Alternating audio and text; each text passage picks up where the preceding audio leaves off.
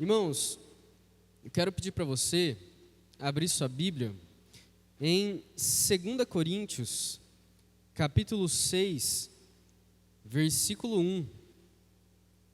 2 Coríntios, capítulo 6, versículo 1.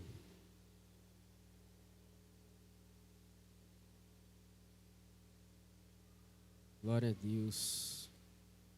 O calor já está chegando, hein? Glória a Deus por esses ventiladores. 2 Coríntios 6, versículo 1.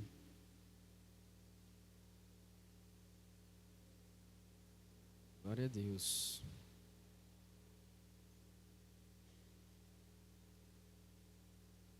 Amém? Amém? Glória a Deus. Vamos ler? Ele diz assim: como cooperadores de Deus, insistimos com vocês, para não receberem em vão a graça de Deus. Pois ele diz: eu ouvi no tempo favorável e os socorri no dia da salvação. Digo-lhes que agora é o tempo favorável, agora é o dia da salvação. Por enquanto só até aí, depois a gente vai continuar a partir do versículo 3. Sabe, meus irmãos, esses versículos que nós acabamos de ler são muito bonitos. Inclusive Paulo, quando vai citar esse primeiro versículo, principalmente, o segundo, ele ainda faz uma citação lá de Isaías 49, 8. E ele fala a respeito da salvação. E quando a gente pensa em salvação, acho que um dos principais versículos que a gente lembra quando Jesus falou foi no Evangelho de João 14,6, quando Jesus fala: eu sou o caminho, a verdade e a vida, ninguém vem ao Pai a não ser por mim. Quando Jesus fala, eu sou o caminho, a verdade e a vida, ele está mostrando aquilo que Paulo também está falando aqui, de que ele é o caminho da salvação. Que não existe outra maneira de sermos salvos se não for através do Senhor Jesus. Mas uma das coisas que a gente se engana é de que muitas das vezes, hoje em dia, nós pensamos em Deus não como nosso caminho, não em Jesus como nosso caminho sobre o qual nós vamos andar, mas nós pensamos em Deus como um auxiliar do nosso caminho. E Deus, meus irmãos, Ele não quer ser o seu auxiliar, Ele não quer ser só o seu ajudador, que Ele vai te dar instruções de como ter uma performance melhor na sua vida profissional, na sua vida pessoal, mas o Senhor Jesus, Ele é o caminho por meio do qual nós andamos na nossa vida. O problema que eu acredito que hoje nós enfrentamos é de que muitas pessoas, elas se achegam diante de Deus, não como um Deus, mas como um auxiliar, como se fosse mais uma coisa que eu posso acrescentar na minha vida, para eu poder ter uma vida melhor, um contato com a espiritualidade. E nesse ponto acaba que Deus não é o meu rei, Deus não é aquele que governa a minha vida, Deus não é o meu Deus, Ele é o meu auxiliar. Ele é só mais uma das ferramentas que eu vou usar para trilhar o caminho da minha vida. E tem até aquela música, né? Pela longa estrada da vida. E às vezes a gente acha que cada um de nós temos a nossa estrada da vida, o nosso caminho, mas a verdade, meus irmãos, é que independente se o seu nome é diferente do meu, o local que a gente mora, independente da nossa escolaridade, da profissão, todos nós andamos sobre o mesmo caminho, que é o Senhor Jesus Cristo. Quando nós servimos a Deus, Ele é o nosso Senhor. Não somos nós que somos donos dos nossos caminhos, mas o Senhor, Ele é o nosso caminho. Tanto que Paulo, quando começa aqui no versículo 1, ele não fala Deus, Ele me ajuda no meu caminho. Ele não fala que Deus é o meu cooperador, o meu auxiliar. Ele fala Deus, de que ele é cooperador de Deus. Em outras cartas, Paulo usa que ele é servo de Deus. Mas ele ainda faz uma outra chamada para esses irmãos. Ele fala para que eles não recebam em vão a graça de Deus. E veja bem que não receber em vão a graça de Deus, porque a graça de Deus ela é oferecida toda vez que nós pregamos. Quando o pastor vai na praça, quando você fala de Jesus para alguém, a graça está sendo oferecida, o amor de Deus está sendo pregado. Mas as pessoas, elas têm duas alternativas: receber ou rejeitar. E talvez uma que acontece meio que híbrida dessas duas é quando a pessoa recebe o Senhor Jesus e de repente ela se desvia, se esquece do Senhor e termina a sua vida distante de Deus. E Paulo ele fala sobre isso dizendo para os irmãos não receberem em vão a graça de Deus. É o mesmo daquele ditado que a gente fala, não morrer na praia.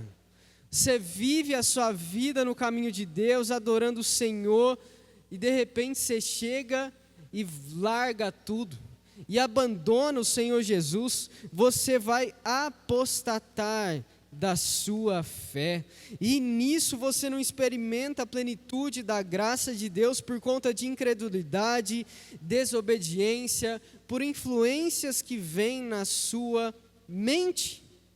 E o interessante é que Paulo, ele desenvolve esse raciocínio de nós verificarmos a nossa fé. Quando Paulo, em 1 Coríntios 15, fala sobre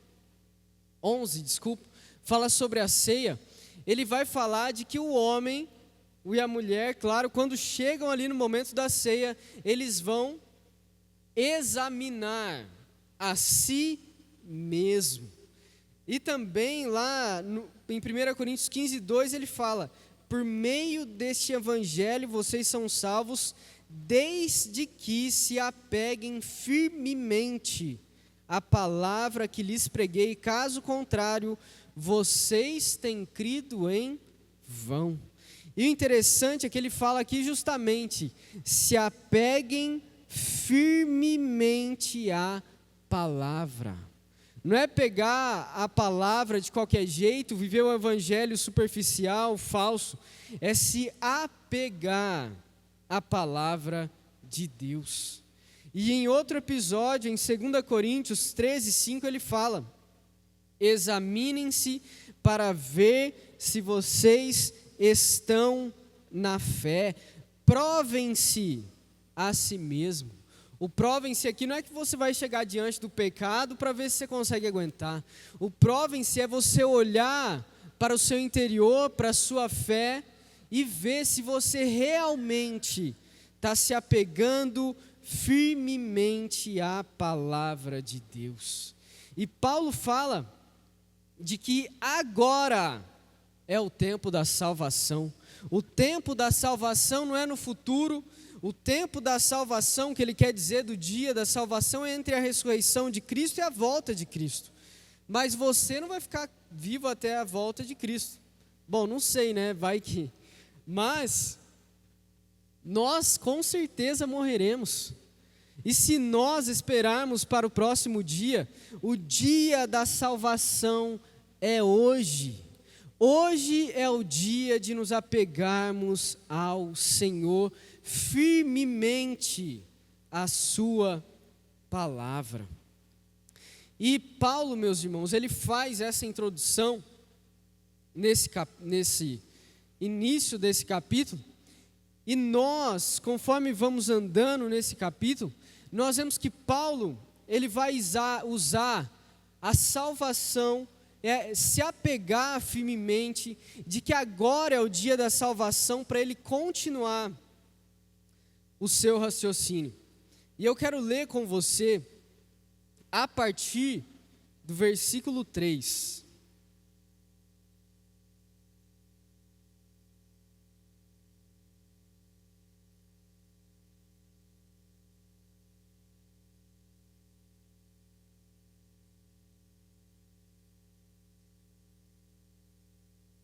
2 Coríntios 6, 3. Diz assim: não damos motivo de escândalo a ninguém, em circunstância alguma, para que o nosso ministério não caia em descrédito.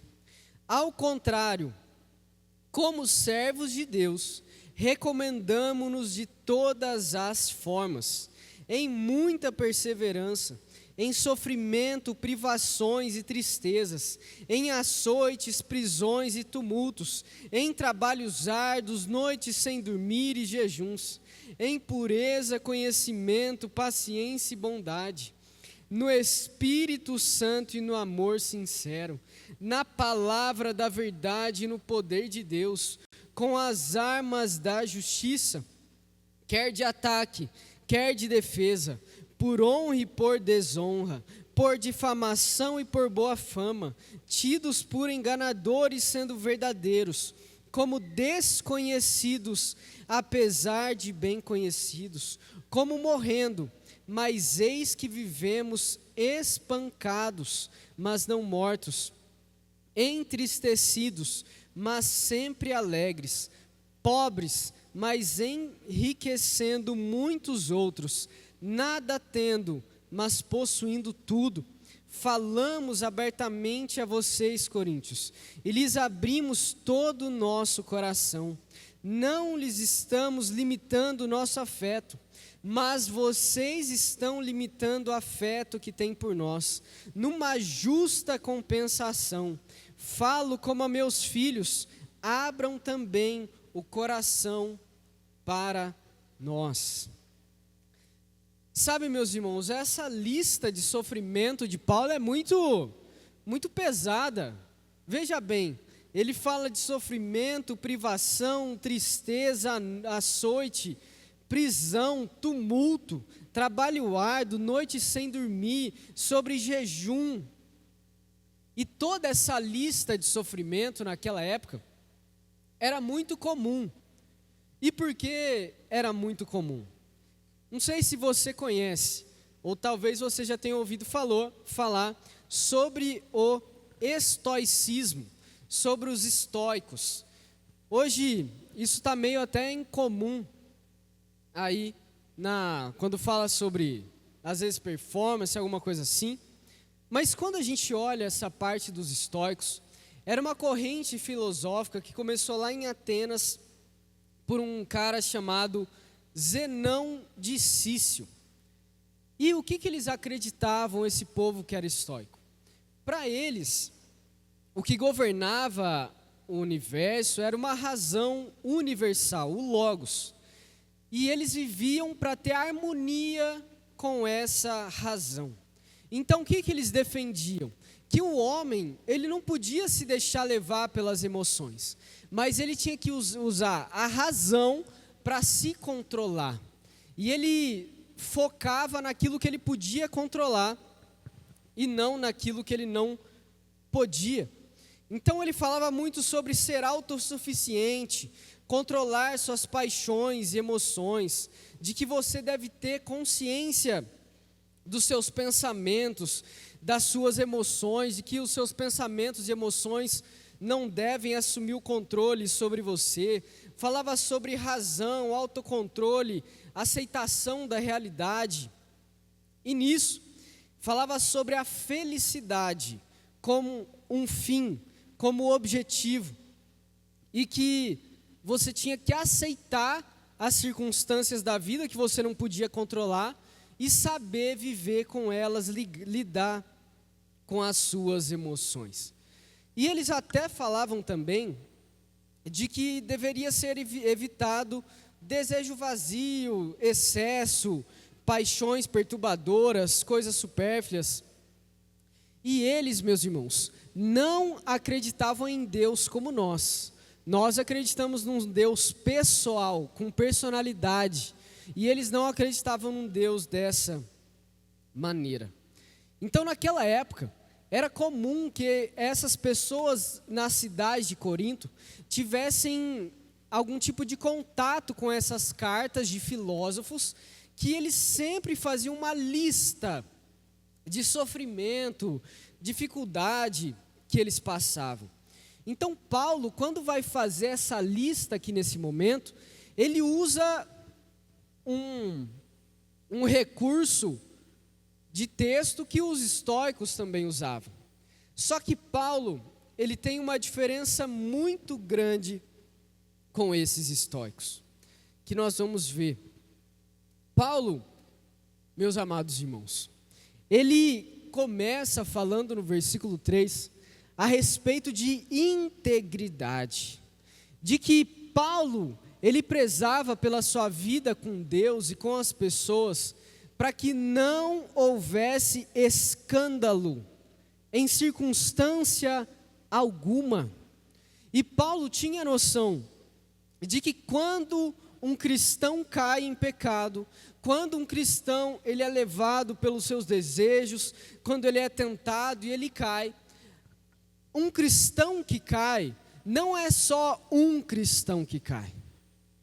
Quando um cristão cai, automaticamente, ele está afetando a igreja, ele está afetando sua família, ele está afetando seus amigos, ele está afetando seus colegas de trabalho. Um cristão que vira motivo de escândalo, ele está fazendo com que a palavra de Deus caia de certa maneira em descrédito. Quantas das vezes a gente vê alguém que caiu no escândalo e de repente você fala, pô, aquela pessoa lá caiu? Que dirá? O que a gente vai pensar? Aquela pessoa que parecia tanto alguma coisa assim, o ministério, ele cai de certa forma em descrédito.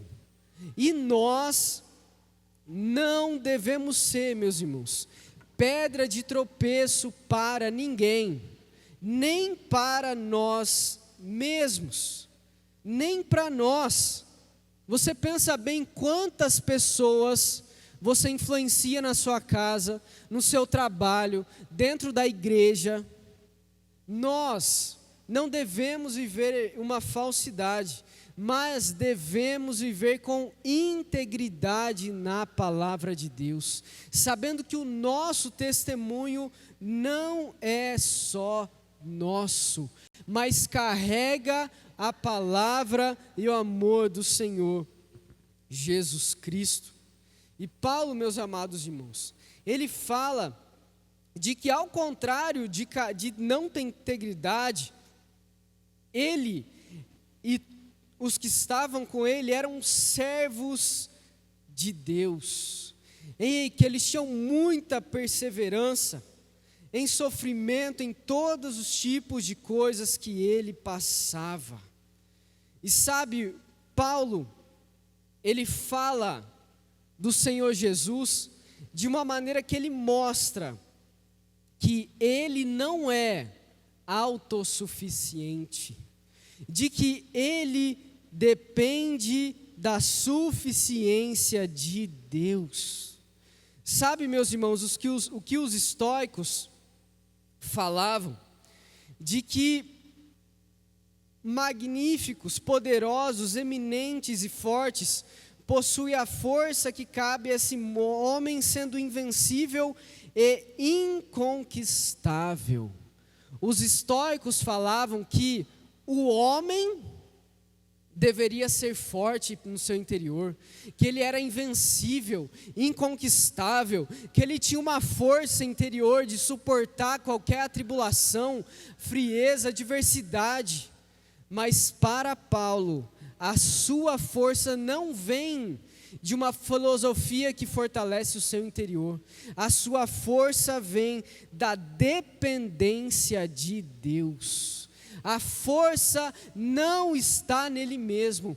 A força para suportar prisões, sofrimentos, privações, tristezas, açoites, prisões, tumultos, vem de Deus. A confiança dele não está em si mesmo, está no Senhor. Ele reconhece que ele é fraco, que ele sofre, que o sofrimento para ele demonstra uma necessidade do poder de Deus, não demonstra uma independência das circunstâncias exteriores. E sabe, meus irmãos, por mais que a gente olhe isso e talvez ache meio fora da nossa realidade, mas quantas vezes na sua vida chegaram dificuldades e você falou, para mim isso aí está fácil? Quantas vezes chegam dificuldades na nossa vida e a gente fala, pô, isso aí já passei 10.000 vezes, isso aí eu consigo vencer tranquilamente. Essa tentação aí que apareceu para mim está tranquilo. O nosso problema, meus irmãos, é que nós, por mais que às vezes a gente não tenha uma confiança 100% na gente, mas às vezes nós temos algum tipo de autossuficiência pequena e que ela pode crescer em nosso coração. De que às vezes um problema pequeno, que a gente acha que a gente é forte, se torna um problemão. E quando ele se torna um problemão, aí a gente vê que a gente depende do poder de Deus. Mas depender do poder de Deus não é só no pior dia da sua vida. Depender de Deus é quando sofrimentos pequenos também vêm até nós. E Paulo aqui, ele fala no versículo 4, de que ele tinha muita perseverança, sofrimento, privação, tristeza, em açoite, prisão, tumulto, trabalho árduo, noite sem dormir e em jejuns. E sabe o que os estoicos falavam? Quando nos disciplinamos para o frio, o calor, a sede, o alimento escasso, camas duras e paciência debaixo do sofrimento, que essa era uma atitude louvável. Mas para Paulo, nós vemos de que, no versículo 6, em pureza, conhecimento, paciência e bondade, mas aí ele fala uma coisa diferente nesse fim do versículo 6. Ao invés dele falar uma dificuldade ou uma característica de algo, ele fala sobre alguém.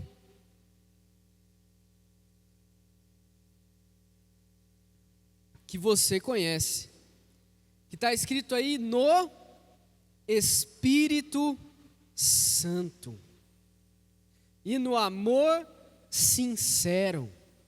Quando Paulo fala isso, meus irmãos, Paulo, olha que interessante, os estoicos usavam uma lista de dificuldades para demonstrar uma força interior. Paulo vai usar uma lista de dificuldades para mencionar o Espírito Santo, que passar por todas essas coisas é uma obra que só o Espírito Santo consegue sustentá-lo para isso. Que passar por essas coisas, meus irmãos, não é uma fortaleza interna, mas é uma demonstração do poder de Deus sobre a vida de Paulo. De que ele não dependia de filosofia, de sentimento, mas ele confiava no Espírito Santo que o sustentava em cada momento da sua vida. E ele ainda fala sobre pureza, ou seja, ele tinha uma intenção sincera, genuína, ele tinha paciência, bondade, longanimidade, mansidão, e você conhece essas coisas, você lembra de Gálatas 5, tudo isso está na onde? No fruto do Espírito. E aí, meus irmãos, Paulo mostra no versículo 7, na palavra da verdade, no poder de Deus, com as armas da justiça, quer de ataque, quer de defesa. Ele fala como um soldado lá em Efésios 6, de que ele tem todo o seu aparato da fé para batalhar contra os inimigos e também contra essas situações que vêm sobre ele. Ele ainda fala aqui em 2 Coríntios 10, 5, destruímos argumentos e toda pretensão que se levanta contra o conhecimento de Deus, e levamos cativo todo pensamento para torná-lo obediente a Cristo. Mas aí, meus irmãos, Paulo aqui, ele vai começar a falar, a partir do versículo 8, ele vai mudar um pouco de assunto. Paulo vai falar sobre o ministério pastoral, de alguma forma. Ele fala de que, por honra e por desonra, por difamação e por boa fama, tidos por enganadores, sendo verdadeiros. De que nós, meus irmãos, no ministério, principalmente pastoral, mas também na nossa vida, de que nós passamos por momentos difíceis, que a gente não quer, que às vezes a nossa honra é levada, às vezes nós temos desonra, mesmo sem ter feito nada, somos difamados, mesmo tendo boa fama, somos tidos como enganadores, mesmo sendo verdadeiros.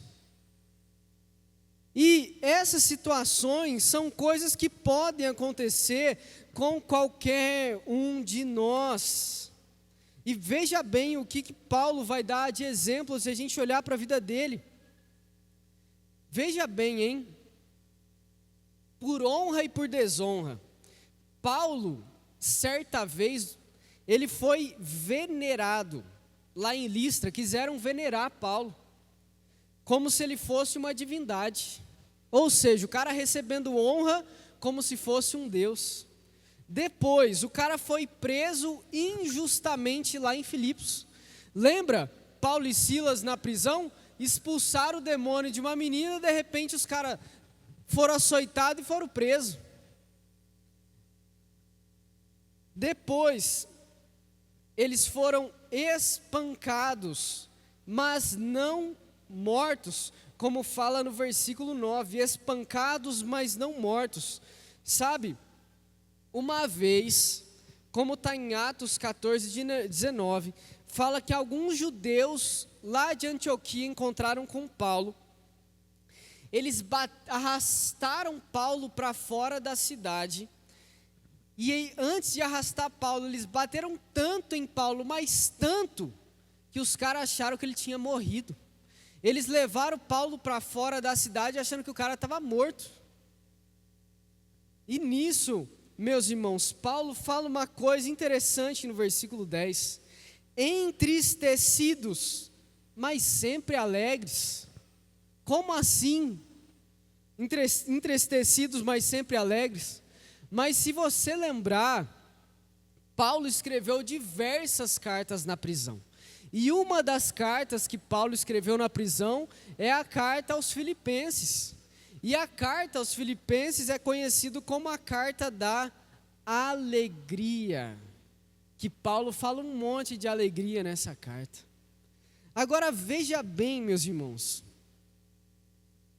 Paulo fala que ele é pobre, mas enriquecendo muitos outros. Nada tendo, mas possuindo tudo. Paulo mostra aqui que a nossa vida, ela não é só de vitória em vitória. Que a nossa vida, ela vai como uma montanha russa, às vezes passar por altos, por baixos. De que nem sempre a gente vai estar no melhor momento, com a nossa saúde 100%, com o nosso... Às vezes na nossa casa tendo aquela harmonia incrível, às vezes no nosso trabalho sendo aquela coisa sensacional, na nossa vida sentimental.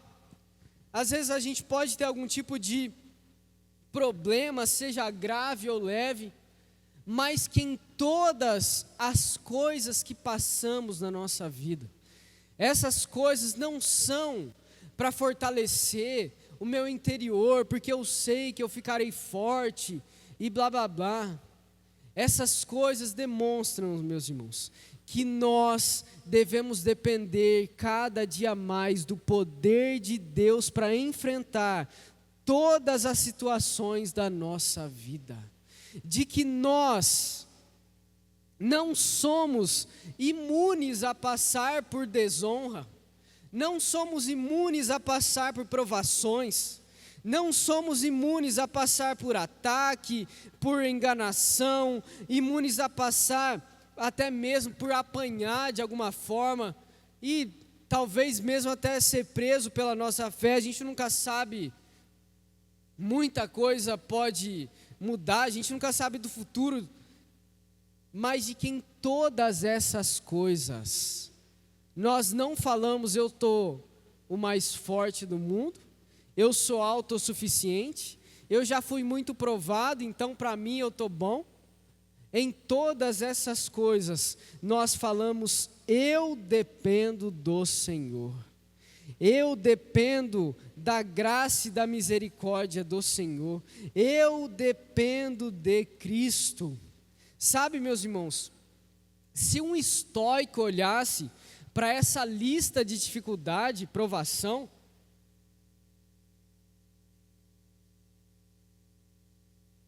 ele ia pensar o seguinte, e aqui eu vou usar um filósofo daquela época, que ele se chama Sêneca, ele é até conhecido, que diz assim: sozinho e velho, vendo o inimigo de posse de tudo ao meu redor, ainda assim declaro que todas as minhas propriedades estão intactas. No que se refere, meus verdadeiros bens estão sempre estarão comigo. Ou seja, um olhar para si mesmo. Se a gente fosse olhar essa lista de dificuldades que Paulo passou, a gente ia pensar como estoico o seguinte: os elementos verdadeiramente necessários para o contentamento é fortitude, um modo de pensar correto, indiferença em relação às circunstâncias exteriores. Mas para Paulo, o verdadeiro contentamento era encontrado ao perder a vida por Cristo e seu reino. Esse era o verdadeiro contentamento de Paulo. Em 2 Coríntios 12, 15, 2 Coríntios 12, 15, eu quero ler aqui, que diz o seguinte: assim, de boa vontade, por amor de vocês, gastarei tudo que tenho e também me desgastarei pessoalmente. Visto que os amo tanto, devo ser menos amado? E veja bem, outra coisa, outro versículo que eu quero ler. Filipenses 3, 7 a 11. Diz o seguinte: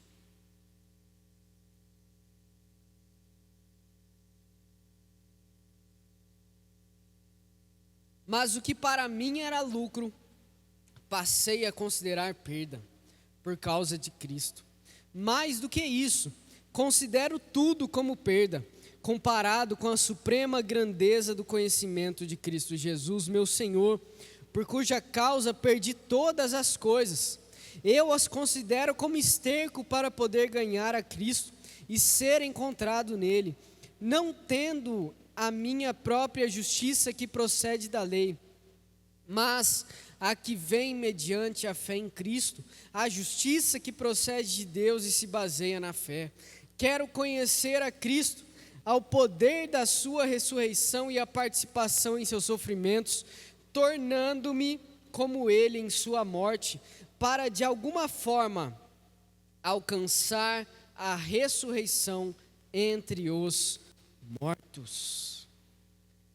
E eu quero ler aqui o finalzinho, versículo 11 a 13. Paulo fala o seguinte, veja bem: falamos abertamente a vocês, coríntios, e não abrimos todo o nosso coração. Não lhes estamos limitando o nosso afeto, mas vocês estão limitando o afeto que têm por nós. Numa justa compensação, falo como a meus filhos, abram também o coração para nós. Aqui Paulo faz um apelo. Sabe por quê, meus irmãos? Paulo estava sendo acusado de que ele não era um apóstolo. Paulo estava sendo ali acusado de que o apostolado dele era falso, que não era verdadeiro. E assim os coríntios estavam meio que se afastando de Paulo.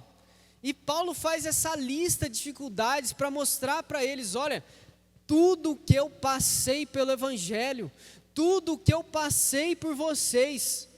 Então abram o coração para mim, não limitem o afeto que vocês têm por mim, porque eu não limito o afeto que eu tenho por vocês, eu não limito o amor que eu tenho em pastorear.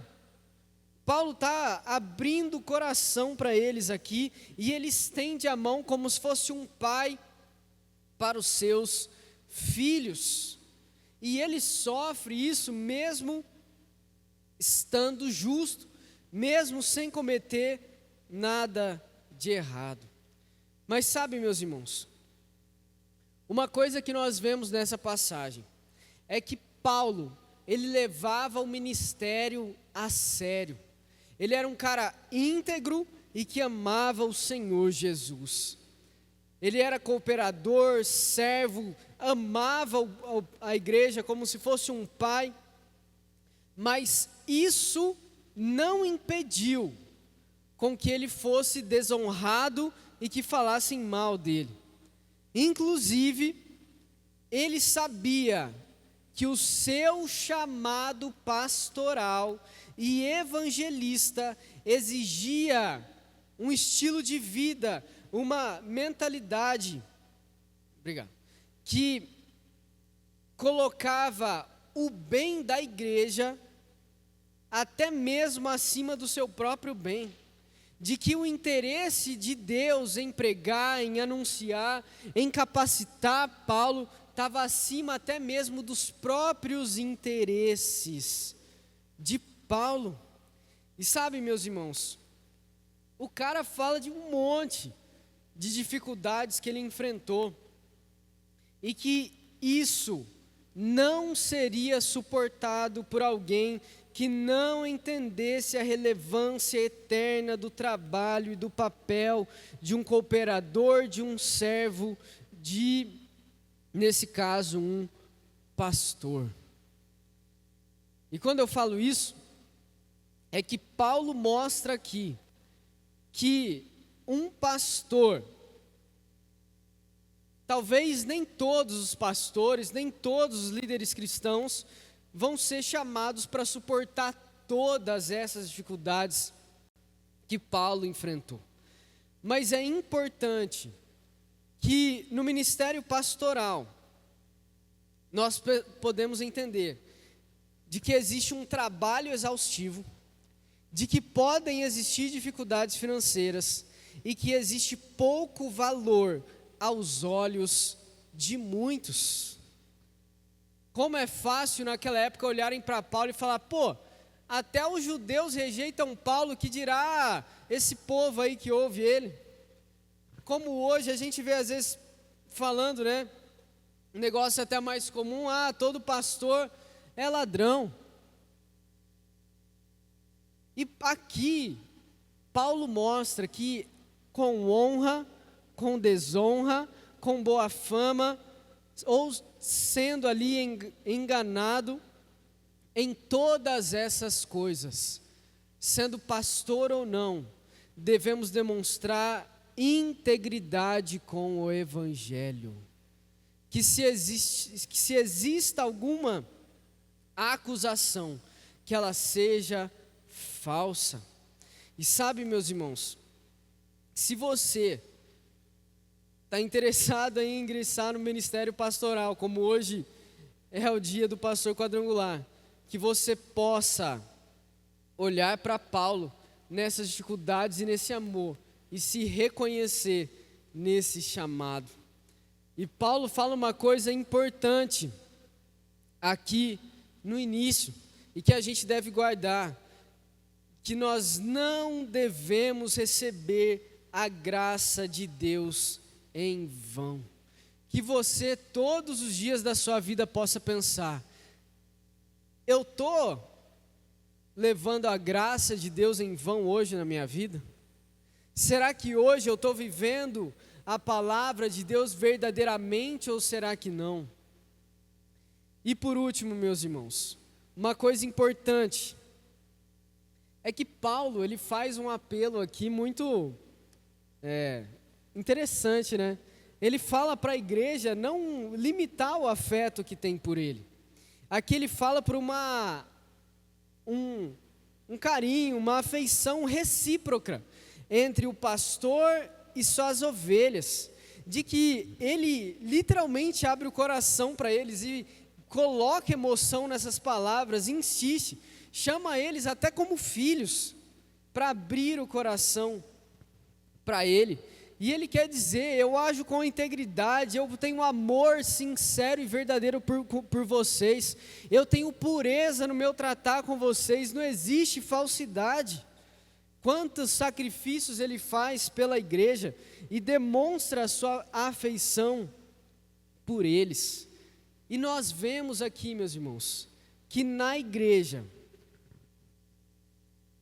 existe uma afeição mútua entre o pastor e o rebanho, que isso é saudável, que isso deve existir, de que a responsabilidade de um pastor é amar sacrificialmente as suas ovelhas, e que a responsabilidade da igreja, dos membros, é responder a esse amor, e que nós, como membros do corpo, possamos responder ao pastor com afeição, com carinho. E uma das coisas que nós vemos, até mesmo que acontece muito hoje, é de que talvez por conta da quantidade de igrejas, e glória a Deus por isso, mas de que às vezes não existe uma proximidade entre o pastor e as ovelhas. Às vezes até por olhar para a igreja como se fosse um local só para eu ir, exercer a minha espiritualidade e de repente voltar para a minha casa. Mas de que a igreja saudável, irmão, existe um relacionamento, uma proximidade entre o pastor e suas ovelhas. De que às vezes nem sempre o pastor vai conseguir ter um contato próximo com todos, mas que você possa ter isso de proximidade com o seu pastor e reconhecer a afeição que o pastor tem por você, de que você não possa enxergar a igreja como só um local que você vai, canta, ouve e tchau, mas é saudável que a nossa comunidade de fé seja um lugar de relacionamentos saudáveis, seja entre os membros, mas entre os membros e também o seu pastor. E que nós possamos, meus irmãos, em nome de Jesus, manter esse relacionamento saudável e abençoado. Que você, talvez chegando na sua casa, se tiver o WhatsApp do pastor Ayrton, manda lá uma mensagem para ele. Se não tiver, pede aí, que com certeza alguém deve ter. Manda lá um parabéns, você é uma bênção, e que isso não seja falsidade, mas que isso seja de coração. Se for para ser falso, nem manda, melhor não mandar. Mas que você depois dê um abraço, e que em nome de Jesus nós possamos ser uma comunidade de fé saudável, com relacionamentos saudáveis entre nós, em nome de Jesus. Amém, meus irmãos?